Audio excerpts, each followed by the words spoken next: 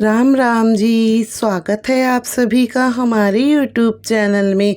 भक्तजनों, जैसा कि हम सभी जानते हैं, सावन का पवित्र महीना चल रहा है। सावन का महीना भगवान शिव को समर्पित है।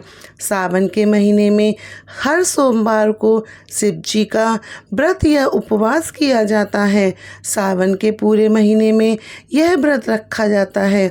इस महीने में प्रत्येक दिन स्कंद पुराण के एक अध्याय को अवश्य पढ़ना या सुनना चाहिए। यह महीना मनोकामनाओं को पूर्ण करने वाला महीना माना जाता है। पूरे महीने शिव परिवार की विशेष पूजा की जाती है। भक्तजनों, जिन कन्याओं के विवाह में विलंब हो रहा है, उन्हें सावन में मंगला गौरी माता का व्रत रखना चाहिए। सावन के महीने में सावन शिवरात्रि और हरियाली अमावस्या का भी अपना अलग ही महत्व है। सावन के सोमवार पर रखे गए व्रतों की महिमा अपरंपार है। जब सती ने अपने पिता दक्ष के निवास पर शरीर त्याग दिया था, उससे पूर्व महादेव को हर जन्म में पति के रूप में पाने का प्रण किया था।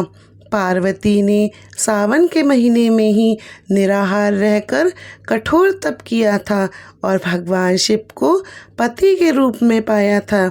इसीलिए इस महीने को विशेष माना जाता है। सारा वातावरण शिवमय हो गया है। इस अवधि में विवाह योग्य लड़कियां अपने पसंदीदा वर पाने के लिए सावन सोमवार पर व्रत रखती हैं।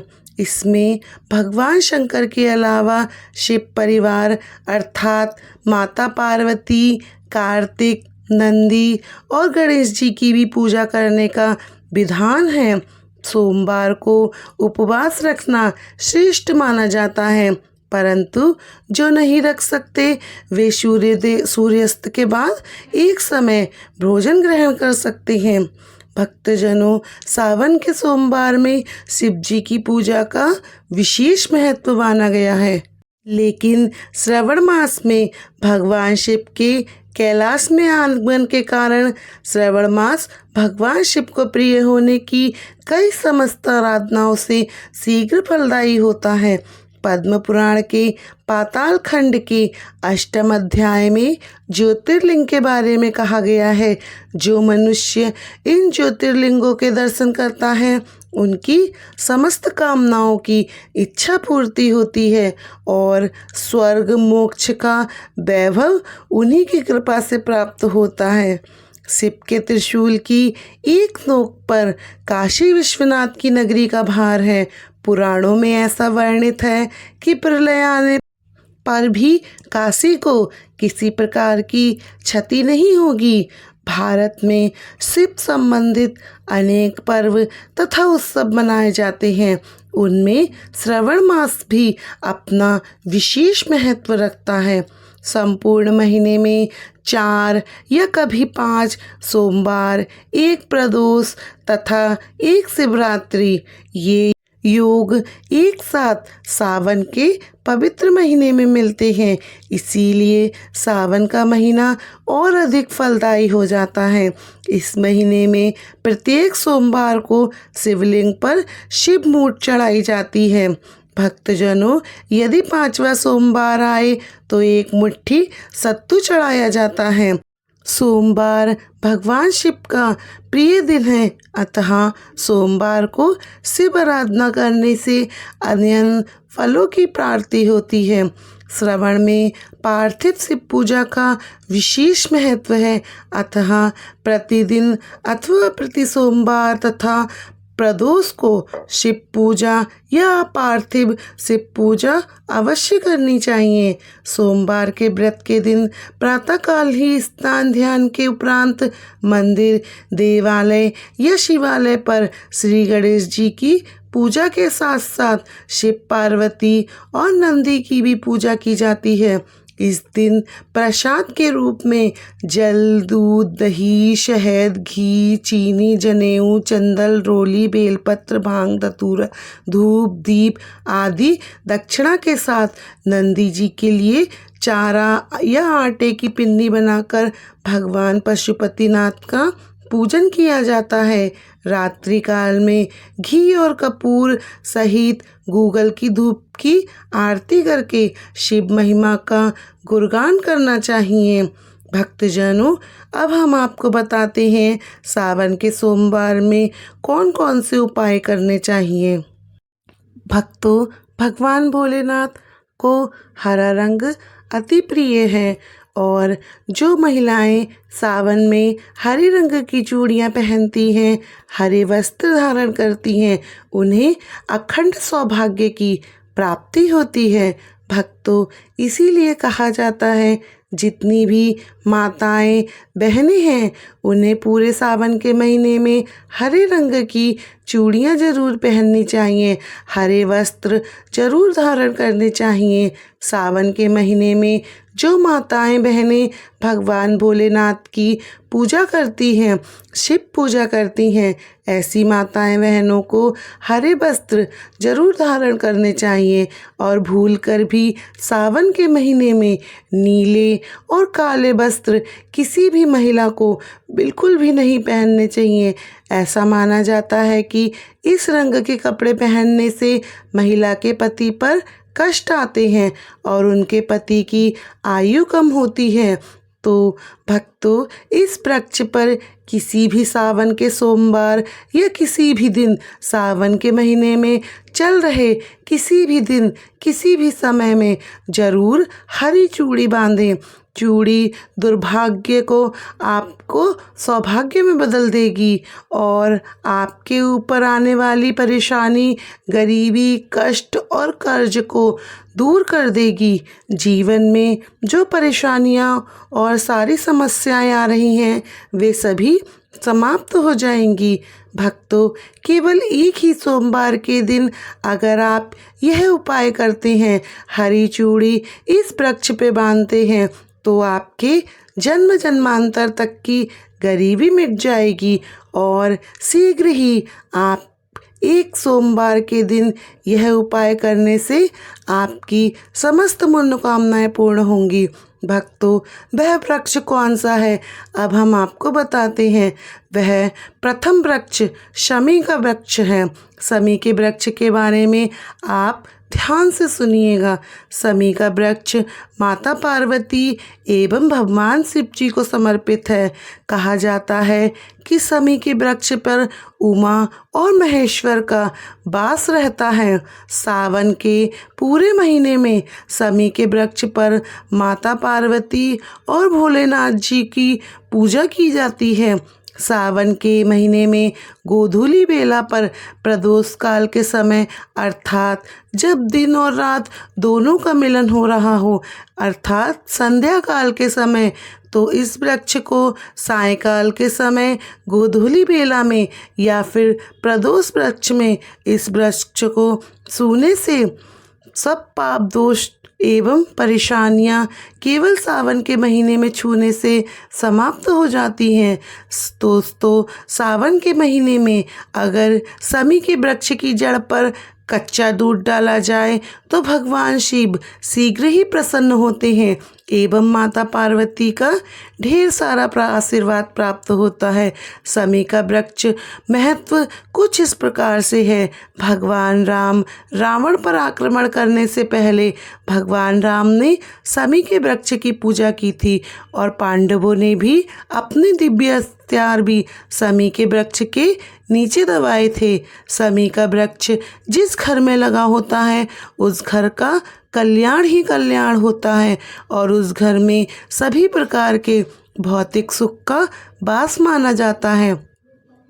भक्तों, सावन के किसी भी सोमवार के दिन शमी के वृक्ष पर उमा महेश्वर का ध्यान करते हुए 2 हरी चूड़ी एवं हरे रंग का रिबन जरूर बांधना चाहिए या फिर हरे कलर का जो भी आपको श्रृंगार मिल जाए वह आपको जरूर बांधना चाहिए, जैसे कि मेहंदी, हरे रंग की बिंदी आदि या फिर चूड़ियाँ बांधनी चाहिए।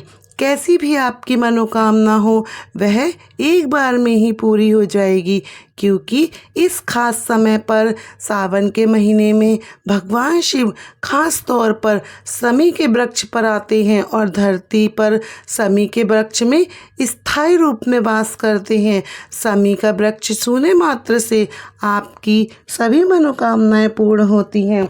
सावन भर समी के पत्ते भोलेनाथ को उनकी पूजा में चढ़ाने चाहिए। भक्तजनों, अब हम आपको दूसरा वृक्ष बताते हैं जिस पर यह उपाय करने से आपके जीवन की सभी परेशानियां दूर हो जाएंगी। भक्तों, वह दूसरा वृक्ष है धतूरे का। धतूरे का वृक्ष भगवान भोलेनाथ के उग्र रूप काल भैरव के अंश से उत्पन्न हुआ था। ऐसी मान्यता है कि शिवलिंग पर धतूरे के पत्ते या फूल चढ़ाने से राहु केतु एवं शनि के कुप्रभाव समाप्त होते हैं। धतूरे का वृक्ष पर अगर सावन के महीने में सोमवार के दिन 2 जोड़ी हरी चूड़ी बांधे तो शत्रुओं से छुटकारा मिलता है एवं शत्रुओं का सर्वनाश होता है। और भक्तों, सावन सोमवार के दिन धतूरों का वृक्ष छूने मात्र से भगवान शिव आपके घर में दौड़े चले आएंगे। भक्तों, अगर सावन के किसी भी शनिवार के दिन धतूरे के वृक्ष पर बाबा काल भैरव का ध्यान करते हुए हरी चूड़ी अगर बांध दी जाए तो उस घर से भूत प्रेत सर्व बाधाएं नष्ट हो जाती हैं या भस्म हो जाएंगी। एवं छोटी सी धतूरे की जड़ अगर घर की किसी भी कोने में छुपा दी जाए या घर में जमीन में गाड़ दी जाए तो भूत प्रेत इत्यादि का वास घर में कभी नहीं होता है। घर से सभी बाधाएं शिव के वास होने से भाग जाती हैं।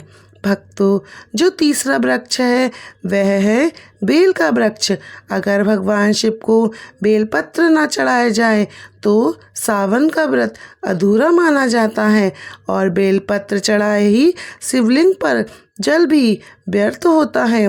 इसीलिए जब भी आप शिव पर बेलपत्र चढ़ाएं तो 5 बेलपत्रों पर उसके ऊपर श्री राम अवश्य लिखें। इससे भगवान शिव जल्दी और अत्यंत प्रसन्न हो जाते हैं।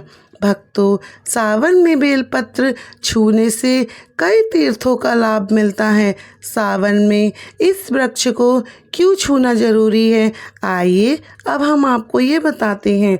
बेलपत्र की महिमा का बेलपत्र के वृक्ष में आप लोगों को कई बार कई कथाएं मैं बता चुकी हूँ।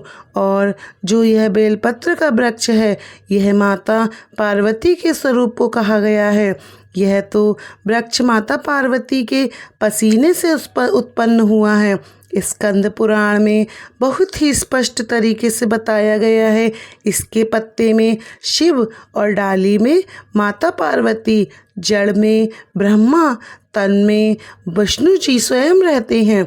संध्या काल में ऐसा माना जाता है कि शिव मंदिर के समीप जो बेलपत्र के वृक्ष के नीचे में आकर कोई व्यक्ति सावन के शाम के समय में, वैसे तो इसे डेली ही जलाना चाहिए, लेकिन अगर सावन के पावन दिनों में शाम के समय अगर भगवान शिव का जो कोई भी शिव मंदिर में उसके किनारे जो कोई बेलपत्र का वृक्ष पड़े वहाँ पर आप घी का दीपक जला दीजिए।